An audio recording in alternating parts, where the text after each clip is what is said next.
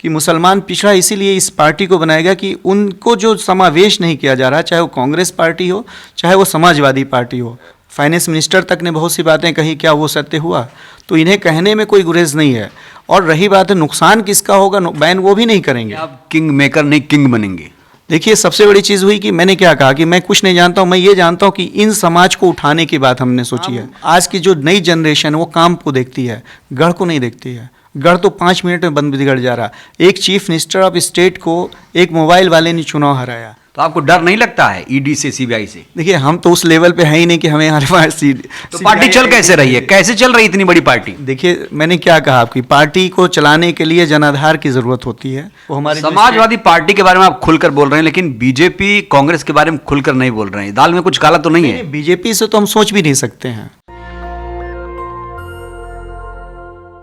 नमस्कार। देश में इस समय कुल 9 राष्ट्रीय पार्टियां हैं, लेकिन अगर आप क्षेत्रीय पार्टियों की गिनती करेंगे तो आप गिन नहीं पाएंगे। कई सारी क्षेत्रीय पार्टियां हैं जो संघर्ष कर रही हैं। और मैं अगर मुसलमानों की बात करूं तो मुसलमान भी अब राजनीति में अपनी किस्मत आजमाना शुरू कर चुका है।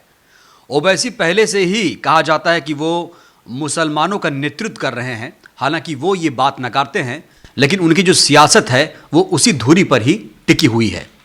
एक और शख्सियत आज हमारे साथ मौजूद हैं, राष्ट्रीय प्रजा राज्यम पार्टी के अध्यक्ष तनवीर अहमद सनी साहब।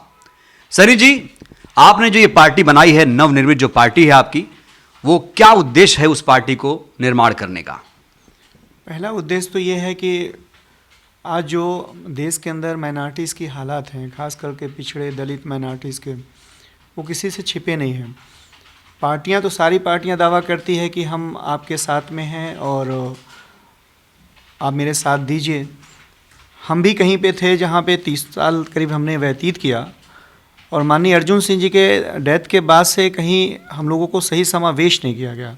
जो आदमी देश की राजनीति किया हो, और आपके सामने एग्जाम्पल के तौर पे बिहार के अंदर रहे मिस्टर शकील भाई, वो प्रदेश अध्यक्ष रहे, फिर कांग्रेस के राष्ट्रीय महामंत्री हुए, महामंत्री के साथ साथ में वो 3 राज्य के प्रभारी रहे, मगर उनका टिकट कट जाता है। तो मुझे ऐसा लगा कि, और मैंने खुद भी फजले महमूद को संत कबीर नगर में जिलाध्यक्ष बनाया था जब माननीय अर्जुन सिंह जी के टाइम में थे। मेरे राजनीतिक गुरु वो अर्जुन सिंह जी थे, और उसके बाद उनको पार्लियामेंट चुनाव लड़ाया। और मेरे जब बात आई तो एक विधानसभा का टिकट को लेकर के उसमें काफ़ी दिक्कतें आई, बाद में टिकट कटा। तो ये मैंने देखा कि कांग्रेस में ही नहीं अन्य दलों में भी ये पोजीशन है कि आपको पार्टी में रखते हैं, संगठन में रखेंगे, पहली तो बड़ी जिम्मेदारी नहीं देंगे, और अगर दे दिया तो टिकट नहीं देते हैं। तो ये सबसे बड़ी विडंबना यही है। अभी आप ले लीजिए खास करके। लेकिन कांग्रेस तो दावा करती है कि वो मुसलमानों को बहुत टिकट दे रही है। क्या कांग्रेस पर भी आप आरोप लगा रहे हैं? देखिए मैंने कहा ना कि 30 साल मैं वहाँ पे रहा हूँ, और मेरी पहचान उत्तर प्रदेश में नहीं पूरे देश का अध्यक्ष रहा हूँ। यूथ ब्रिगेड का, राजीव गांधी ब्रिगेड का राष्ट्रीय अध्यक्ष रहा, ऑल इंडिया कांग्रेस कमेटी का कई पदों पे रहा, और ख़ास करके आंध्र प्रदेश जैसे राज्य और उत्तराखंड जैसे राज्यों का प्रभारी रहा है। हमारे वाइस आर अंकल जी डेथ हो गई, वरना वो तो बाई नेम बाई फेस जानते थे। और मुझे आज भी याद है कि जिस जगन मोहन रेड्डी जी के साथ हमने प्रचार किया था, आज वो भी खैर कांग्रेस में नहीं है। और कांग्रेस में न होने के उसमें सबसे बड़ी वजह ये थी कि जो कांग्रेस में देखिए शीर्ष नेता राहुल जी के बाद जो भी नेता हैं वो ऐसे नेता हैं कि जो कांग्रेस को मजबूत नहीं कर रहे हैं, वो तोड़ रहे हैं। जैसे नाम तो हम नहीं ले सकते, उसको तो पूरा देश जानता है। और नाम लीजिए ना, आप तो अब राष्ट्रीय पार्टी के अध्यक्ष हैं। देखिए सबसे तो फिर आपको तो अब राजनीति करनी है और खुलेआम बोलना भी होगा मंच से। देखिए मैं एक ही बात कह सकता हूँ कि कांग्रेस पार्टी में ये मैं क्या कह सकता हूँ, जब आपको याद होगा कि जब लोकसभा चुनाव ख़त्म हुआ था तो प्रियंका जी ने ही कहा था AICC में आकर के कि इसी AICC के अंदर ऐसे लोग बैठे हैं जिनकी वजह से कांग्रेस ख़त्म हो रही है। तो मैं क्या इसमें नाम लूँ जब वो खुद भी जानते हैं। और लेकिन आप इतना संभल कर बोल रहे हैं, क्या लगता है आपसे राजनीति हो पाएगी यूपी में खास तौर से? देखिए हमने तो देश की राजनीति की है, और दुर्भाग्य ये होता है कि जो हमारे साथ में हमने जिनको जोड़ा वो प्रदेश अध्यक्ष हो जाता है मेन बॉडी का, और उसके कहने से टिकट बंटने लगता है, और हम लोगों को किनारे रख दिया जाता है। अगला क्या है आपका एजेंडा, क्या रहेगा? क्योंकि यूपी में अब निकाय चुनाव होने वाले हैं, तारीखों का ऐलान हो जाएगा। उसके बाद 2024 में लोकसभा का चुनाव, 2025 में यूपी में विधानसभा का चुनाव। आपकी पार्टी के आगे लगा है राष्ट्रीय, तो पहला फोकस कौन सा राज्य रहेगा, कहाँ पे किस्मत आजमाएंगे पहली बार? देखिए, वैसे तो मेरा कर्म भूमि ज़्यादातर आंध्र प्रदेश रहा है, और लेकिन जन्मभूमि हमारी उत्तर प्रदेश गोरखपुर रहा है, संत कबीर नगर। तो उसमें सबसे पहला, और आपको शायद ताज्जुब होगा कि मैं अगर उत्तर प्रदेश में घूमूं तो इतना नहीं रास्ते जानता, लेकिन दिल्ली और आंध्रा का एक एक गली जानता हूं। जब आंध्र प्रदेश एक हुआ करता था तो उस आंध्र प्रदेश में मैंने पूरे स्टेट ज़िले वाइज मैंने दौरा किया था, तो वहाँ के बारे में मुझे भली भांति जानता हूँ। अब आ जाइए कि उत्तर प्रदेश की, और यही वजह है कि 4 महीने बाद मैं दिल्ली के अंदर कदम रखा। आज 75 ज़िलों में 25 जिलाध्यक्ष हमारे हैं। उसके अलावा भी पश्चिम उत्तर 4 जोन में मैंने उत्तर प्रदेश को बांटा, जिसमें से पश्चिमी उत्तर प्रदेश का हमने बनाया है हारून को, और प्रदेश अध्यक्ष हमारे पूरे स्टेट के अध्यक्ष जो है जयराम गौतम है, वो DSP से रिटायर हुए, वो प्रदेश अध्यक्ष हैं। उसके बाद पश्चिमी उत्तर प्रदेश के हैं मिस्टर हारून हैं। उत्तर जोनल जो हमारे सेंट्रल जोन लखनऊ के हैं, वहाँ ईश्वरदीन यादव हैं, और पूर्वांचल के प्रदेश अध्यक्ष हमारे प्रांतीय अध्यक्ष जो हैं वो नवाज सिरवानी जी हैं। तो इस तरीके से हमने सेक्टर वाइज 4 जोन में कांग्रेस अपने पार्टी को बांट रखा है। यूपी को कहा जा रहा है कि 4 टुकड़ों में बांट दिया जाए, क्या सोचते हैं इस पर आप? देखिए, वैसे तो राज्य तो सबसे बड़ा है, और वैसे भी उत्तराखंड कट चुका है, और अगर ये बांटते हैं तो मैं समझता हूँ कि ये तो विषय स्टेट और सेंट्रल का है। अभी उस स्थिति में हम नहीं है कि हम ये कहें कि बांटना चाहिए। मेरा ये कहना है कि विस्तार कहीं भी हो तो काम होना चाहिए। सत्ता का विकेंद्रीकरण हो जाएगा, छोटे राज्यों में प्रशासन आसान हो जाएगा, ये नहीं लगता आपको कि बांट देना चाहिए और उसे लोगों के जो काम काज होंगे? क्योंकि देखिए, इलाहाबाद हाई कोर्ट कहाँ, गाजियाबाद, कैसे लोगों को न्याय मिलेगा? देखिए, बड़ी चीज़ तो ये है कि ये आज जो परिस्थिति है वैसे ही कई टुकड़ों में बंट चुका है। जैसे अभी तो सबसे बड़ी ज़रूरत है इस बात की कि कहीं भी हो तो उस पर विकास पे काम पर ध्यान दिया जाए। स्टेट बांटना, उत्तराखंड भी बटा मगर क्या परिस्थितियां हैं, छत्तीसगढ़ बटा उसकी क्या परिस्थितियां हैं, तो परिस्थितियां, और आंध्र प्रदेश भी बटा, तो ये कोई ज़रूरी नहीं कि स्टेट बांटने से काम करने से काम होता है। क्या आप भी लोकसभा में अपने किस्मत आजमाएंगे, और आजमाएंगे तो कहाँ से? देखिए, मेरा क्षेत्र तो वैसे मेहदावल विधानसभा था, लेकिन डुमरियागंज लोकसभा जो भी इसके पहले मैं था, तो मेरे टाइम में ये था कि डुमरियागंज मुझे भेजा जा रहा था। उस टाइम मैंने कहा था कि क्लियर कर दिए तो मैं जाता हूँ, तो वो मेरा चूँकि आधा एरिया जो है वो डुमरियागंज लोकसभा में आता है, तो संभवतः मैं मैक्सिमम, वैसे सबको पता है कि लड़ूंगा तो डुमरियागंज से ही लड़ूंगा। वहाँ से बीजेपी के सांसद हैं जगदम्बिका पाल साहब, जो काफ़ी सक्रिय हैं, पहले कांग्रेस में भी थे, कई पार्टियों में रह चुके हैं, अब वो स्थिर हो गए हैं बीजेपी में। क्या लगता है आपको उन्हें आप टक्कर दे पाएंगे? देखिए, बहुत अच्छी बात आपने कही।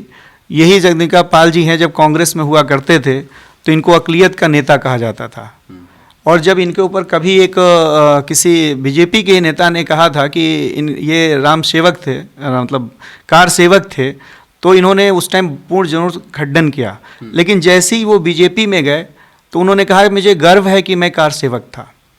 और डुमरियागंज के अंदर अगर कोई, खास करके सिद्धार्थ नगर के अंदर का जो पब्लिक है, वहाँ की जो वोटर है, और ख़ास करके पूर्वांचल की, वो इनको एक अक़लियत का नेता मानती थी, क्योंकि ये भी स्वर्गीय अर्जुन सिंह जी के ही शिष्य है, और मैं उनको उस टाइम से जानता हूँ जब ये पूर्व मंत्री हुआ कर। 2 चीज़ें, हमारा तो क्षेत्र ही, मैंने कहा ना कि ज़मीनी स्तर पे हमने मेहदावल में काम किया, और आधा बेल्ट हमारा डुमरियागंज लोकसभा में पड़ता है, एक होगी। दूसरी चीज़ ये कि क्षेत्र में काफ़ी हम घूमे। देखिए, डुमरियागंज सिद्धार्थनगर ज़िले में आता है जी, और वहाँ भी आपको देखिए नेपाल से सटा हुआ ये पूरा इलाका है।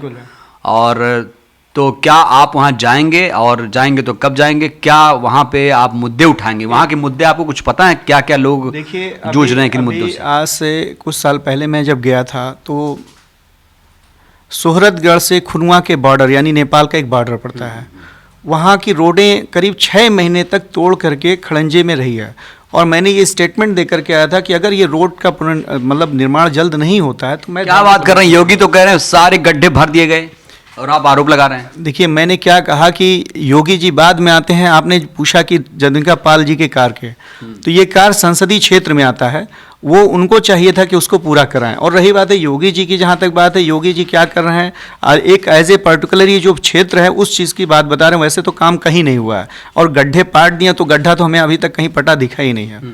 और वो रोड हालांकि भी बनी है, लेकिन अभी भी कई ऐसे जो सब रोड हैं अभी भी काफ़ी टूटे हुए हैं। तनवीर जी, देखिए आप हैं मुसलमान, और मुसलमानों की हालत क्या है देश में आप समझते हैं? पिछड़ा है ये मुसलमान, ये शिक्षा नहीं हासिल करता है और रोजी रोटी के लिए इधर उधर भटकता रहता है, मजदूरी करता है। क्या क्या सुधार की ज़रूरत है कि मुसलमान भी कम से कम समझदार बने, जागरूक बने, क्योंकि अभी भी बहुत पिछड़ापन है। कैसे मुसलमानों, क्योंकि आप कह रहे हैं कि लोगों ने मुसलमानों को बांट दिया, खासतौर से आप अखिलेश यादव का जिक्र कर रहे थे, कह रहे थे अब मैं एक नया विकल्प मुस्लिम समाज को दूंगा जो लोग तलाश रहे हैं। बिल्कुल सही आपने कहा कि पिछड़ा है, इसी वजह से इन हालात को देखते हुए हमने पार्टी बनाई कि जो हालात बने हुए हैं, हमें नहीं मंत्री बनना है, नहीं विधायक बनना। अगर विधायक मंत्री बनते भी हैं तो सबसे बड़ा बेस हम लोगों का क्या होता है कि हमें हमारे लिए क्या होना है ये तो हमें पूरे हमारे क्षेत्र के लोग जानते हैं हम कौन हैं, ये बताने की आवश्यकता नहीं है, वो क्षेत्र में जान रहे हैं। अब आ जाइए इस चीज़ के ऊपर कि जो आप कह रहे हैं कि आप आंध्रा या दक्षिण भारत में थे आप जी, और आप कह रहे हैं आप गोरखपुर से आते हैं, ठीक है। फिर आपने कहा मेहदावल गए और आधा क्षेत्र वो पड़ता है, कैसे आप नहीं, मेहदावल विधानसभा क्षेत्र में मैंने आज से 20 साल पहले टाउन एरिया चेयरमैन लड़ाया था, और वो आदमी निर्दल चुनाव जीता है। ये भी मेरे लिए एक टैग है कि मेरा वहाँ का बेस है। और वैसे तो मैं रहने वाला वहीं का हूँ, मेहदावल का ही, लेकिन सबसे बड़ी चीज़ गोरखपुर और मेहदावल में कोई खास डिस्टेंस नहीं है। तीसरी चीज़ जो आपने कहा कि जो मुसलमान पिछड़ा है, मैंने वही बात आपको दोहराना चाहता हूँ कि मुसलमान पिछड़ा इसीलिए इस पार्टी को बनाया गया कि उनको जो समावेश नहीं किया जा रहा, चाहे वो कांग्रेस पार्टी हो चाहे वो समाजवादी पार्टी हो, उस वजह से इसको आज देख लीजिए कि कांग्रेस, हमारे किसान कांग्रेस उत्तर प्रदेश के संयोजक थे अमीरुद्दीन अंसारी, वो हमारे वहाँ प्रदेश में है। मुसलमानों की दुर्दशा के लिए जिम्मेदार कौन? राजनेता। कौन? माइनॉरिटीज के राजनेता। कौन पार्टी नेता? नाम देखिए, पार्टी में तो सब, हम पार्टी को तो जिम्मेदार करेंगे, लेकिन उसमें आपको पार्टियों का नाम लेना होगा, नेता का भी नाम लेना होगा, क्योंकि अब आप राजनीति में उतर गए हैं तनवीर जी। देखिए, मैंने क्या कहा कि पार्टी का जो सबसे बड़ा चीज़ है कि मैंने कहा ना कि अभी उत्तर प्रदेश के अंदर, अभी आज ही हमने कहीं देखा कि अखिलेश जी ट्वीट किया कि इनकी ये हो गई, या पठान के ऊपर उन्होंने बोला। वो उस टाइम क्यों नहीं बोलते हैं जब इलाहाबाद के अंदर एक जेएनयू के स्टूडेंट का घर गिराया जाता है, उस पर वो क्यों नहीं बोलते हैं? नहीं, पठान को कहा जा रहा है यूपी में बैन हो जाएगी, आप क्या सोचते हैं? और पठान को लेकर जो राजनीति हो रही है, भगवाधारी बौखलाए हुए हैं यूपी में या पूरे देश में खास तौर से, क्या पठान मूवी को लेकर जो विवाद है वो सही है? देखिए, पठान मूवी का विरोध वो जो कर रहे हैं, उससे नुकसान किसका है? उससे नुकसान देश की अर्थव्यवस्था का होगा। किसी नाम को पर्टिकुलर किसी का विरोध करना, ये हमें तो समझते हैं कि ये देश का नुकसान कर रहे हैं। वो योगी जी कह रहे हैं यूपी को $1 ट्रिलियन की अर्थव्यवस्था बनाएंगे, और अगर फिल्म बैन हो जाएगी, क्योंकि फिल्मों से बड़ी कमाई होगी, लोगों को रोजगार मिलता है, तो अगर इस तरह के स्टेप्स उठाए जाएंगे तो क्या ये सही कदम होगा? क्या 1 ट्रिलियन इकोनॉमी का जो सपना है, क्या वो पूरा हो पाएगा जिस तरीके से काम कर रहे हैं योगी आदित्यनाथ? देखिए, मैंने कहा ना कि ये तो उन्हें तय करना है कि उनको आगे ले जाना है कि पीछे ले आना है। नेताओं का काम होता है, उनका काम है भाषण देना, वो कह रहे हैं, मगर वैसे कहने के लिए तो देश की फाइनेंस मिनिस्टर तक ने बहुत सी बातें कही, क्या वो सत्य हुआ? तो इन्हें कहने में कोई गुरेज नहीं है। और रही बात है नुकसान किसका होगा, बैन वो भी नहीं करेंगे, ये भी सत्यता है। और आज आप ये देख लीजिए कि कहने की बातें, ये अपना एक आइडियोलॉजी पे लोग काम कर रहे हैं कि नहीं तुम ये कहो, तुम ये कहो, सपा कहेगी, भाजपा कहेगी। यहाँ लड़ाई सपा और भाजपा भी लाते हैं, लेकिन ये दोनों एक ही है। आप ये देख लीजिए कि रामपुर का आइडियोलॉजी रहा है कि वहाँ चुनाव नहीं हार सकते हैं, मदन भैया चुनाव जीत जाते हैं, मगर जहाँ पे नहीं जीत सकते वहाँ चुनाव जीत जा रहे हैं। उसके ऊपर एक बार भी अखिलेश जी ने नहीं बोला। तो जो सबसे बड़ी चीज़ आप देखिए, मुख्तार अंसारी और आजम खान साहब जो कहते थे अक़लियतों का नेता हूँ, बहुत सारे लोग बता रहे थे खुद को, तो आप एक मुस्लिम चेहरा बनेंगे या सभी समाज का प्रतिनिधित्व करेंगे, कि ओवैसी की तरह करेंगे या कोई और आइडियोलॉजी? क्या विचारधारा आपकी पार्टी का, पहले तो ये बताइए।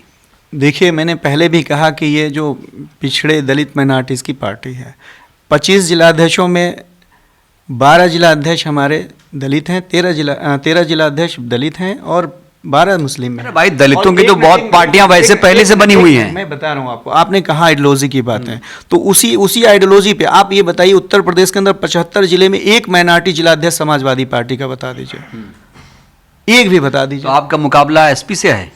एसपी तो मैं कहता रहा हूँ, आज अभी तो यहाँ आगे मुझे पता चला कि गोरखपुर में छपा है कि प्रजा राज पार्टी खेल बिगाड़ रही है। किसने कहा? वहाँ पेपर में कहा, कुछ लोगों ने कहा, तो मैंने एक ही लफ्ज़ बोला कि भाई खेल बिगाड़ नहीं रही, हम खेल जीत रहे हैं, हम जीतने के लिए आए, हारने के लिए और खेल बिगाड़ने के लिए नहीं आए। यानी आप किंग मेकर नहीं किंग बनेंगे। देखिए, सबसे बड़ी चीज़ हुई कि मैंने क्या कहा कि मैं कुछ नहीं जानता हूँ, मैं ये जानता हूँ कि इन समाज को उठाने की बात हमने सोची है।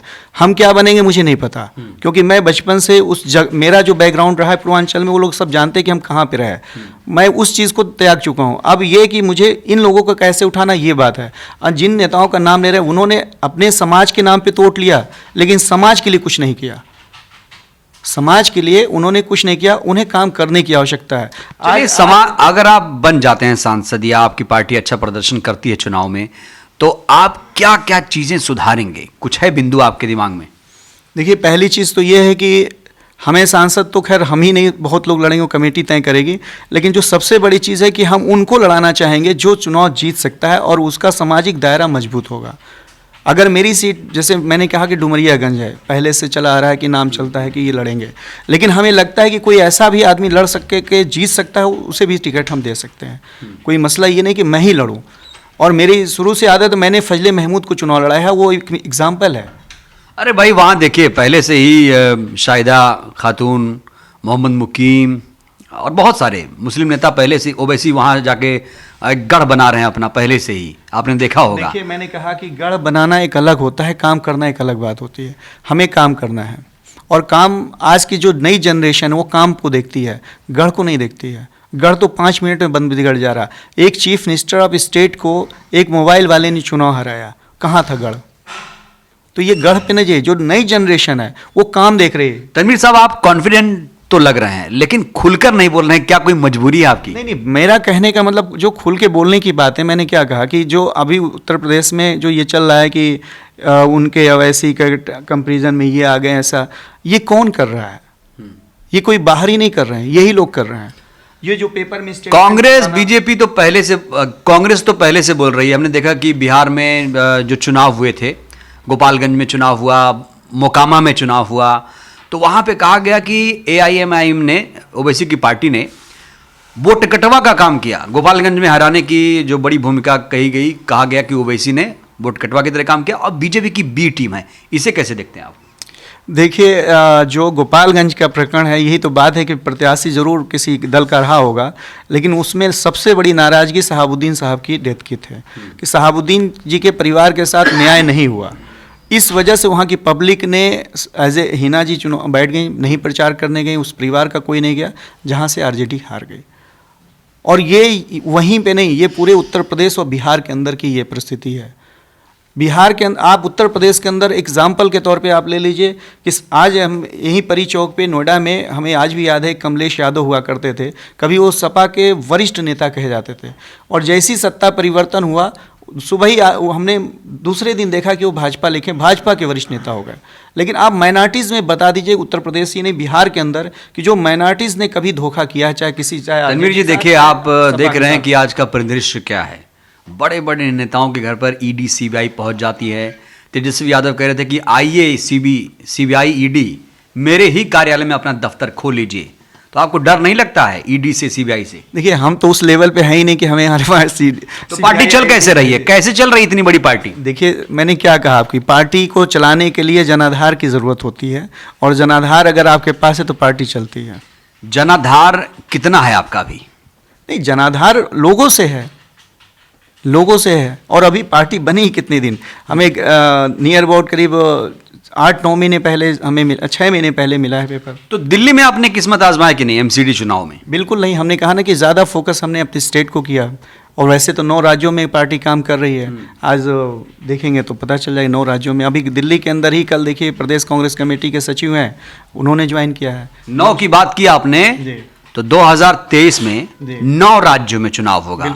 अगर मैं गिन पाऊं तो आपको बता देता हूं मैं, जैसे राजस्थान, मध्य प्रदेश, छत्तीसगढ़, तेलंगाना, कर्नाटक अगर मैं सही हूँ तो। बिल्कुल सही। उसके बाद आप चले जाइए पूर्वोत्तर में, मेघालय, त्रिपुरा, मिजोरम, तो 9 राज्यों में क्या अगले साल आपका कोई एजेंडा, क्योंकि आपने फोकस किया यूपी में जहाँ पे 2024 में लोकसभा का चुनाव होगा और 2025 में होगा चुनाव। देखिए, मेरा ज़्यादा फोकस अभी यूपी में है। इसके बाद सेकंड जो है हम लोग तेलंगाना में काम करेंगे। वहाँ पे वाईएसआर शर्मिला रेड्डी की पार्टी है, वाईएसआर तेलंगाना पार्टी। संभवतः हम लोग उनके अलायंस में लड़ेंगे चुनाव। यूपी में कोई आपको अलायंस मिले तो क्या आप हाथ मिला लेंगे? देखिए, हमने पहले भी कहा कि अपने जो आइडियोलॉजी पे होंगे, देखेंगे क्या होगा परिस्थितियाँ। वो हमारे समाजवादी पार्टी के बारे में आप खुलकर बोल रहे हैं, लेकिन बीजेपी कांग्रेस के बारे में खुलकर नहीं बोल रहे हैं। दाल में कुछ काला तो नहीं है? बीजेपी से तो हम सोच भी नहीं सकते हैं। क्यों, ऐसी क्या वजह है? बीजेपी तो बड़ी पार्टी है, देश की, दुनिया की सबसे बड़ी पार्टी है। बीजेपी से तो हम सोच भी नहीं सकते हैं। अब रही बात है अन्य पार्टी की, तो ये तो वहाँ के जो स्टेट अध्यक्ष जयराम गौतम जी वो तय करेंगे। अगर बीजेपी से आप इस तरह की विचारधारा सोच रखेंगे तो फिर तो आपको ओवैसी की राह पे जाना पड़ेगा। नहीं, ओवैसी जी की क्या आइडियोलॉजी है मैं नहीं जानता। मैंने अभी आपसे क्या कहा कि उनके भी अगर कमेटी उठा लीजिए तो उससे पता, देखिए आज की डेट में सबसे बड़ा चीज़ होता है सिजरा, जैसे हम लोग के माइनॉरिटीज़ में होता है, उसी तरीके से पार्टी का भी एक सिजरा होता है। अब आप ले लिए आम आदमी पार्टी का, उनके अंदर पूरी नेशनल एग्जीक्यूटिव कमेटी के अंदर देख लीजिए, कहीं आपको ऐसे लोग नहीं दिखेंगे, खास करके माइनॉरिटीज़ नहीं दिखेंगे। अब दलित माइनॉरिटीज़ का उन्होंने तो कहा कि अम्बेडकर जी की फ़ोटो लगाई, लेकिन यहाँ के एक मंत्री को हटाया उन्होंने, तो ये कहाँ से दलित के सपोर्टर हो गए? यूपी का सबसे अच्छा सीएम कौन है? देखिए, यूपी का सीएम तो जो पहले बहुत से ऐसे सीएम अच्छे रहे हैं, खास करके मायावती जी अच्छी रही हैं। मायावती से अच्छा कोई किसी ने अच्छा नहीं चलाया। योगी जी तो बहुत फायर ब्रांड हैं और वहाँ पे राम मंदिर का निर्माण। वीर बहादुर सिंह के बाद अगर किसी ने अच्छे तरीके से सरकार चलाई है तो ये मायावती जी ने चलाया। यानी आपकी नज़दीकी मायावती से बढ़ेगी आने वाले दिनों में, माना जाए। देखिए, मायावती जी की नज़दीकी सबसे है। वो एक नेता है और नेता जो है सबको लेकर के चलता है। चलिए तनवीर जी, बहुत बहुत शुक्रिया, आपने बात की और खुलकर बात की तनवीर जी ने। हालांकि अभी उस तरह से नेताओं को टारगेट नहीं कर पा रहे हैं जिस तरीके से लोग प्रहार करते हैं, निशाना साधते हैं, लेकिन अभी पार्टी 8-9 महीने पुरानी है और इन किस्मत आजमाएंगे। यूपी में निकाय चुनाव होंगे, उसके बाद 2024 में लोकसभा चुनाव। डुमरियागंज एक क्षेत्र पड़ता है, वहाँ से लड़ेंगे ये या कोई और, लेकिन पार्टी ज़रूर वहाँ किस्मत आजमाएगी। 2025 में यूपी में भी ये पार्टी ताल ठोकेगी। आप देखते रहिए नेशनल दस्तक। नमस्कार। नेशनल दस्तक की आपसे गुजारिश है कि अगर इसको बचाना चाहते हैं तो नेशनल दस्तक को सब्सक्राइब करने के लिए रेड कलर के सब्सक्राइब बटन को दबाएं, फिर बेल आइकन की घंटी दबाएं। नेशनल दस्तक को बचाने के लिए बहुत जरूरी है कि हर खबर को शेयर करें, लाइक करें, कमेंट जरूर करें।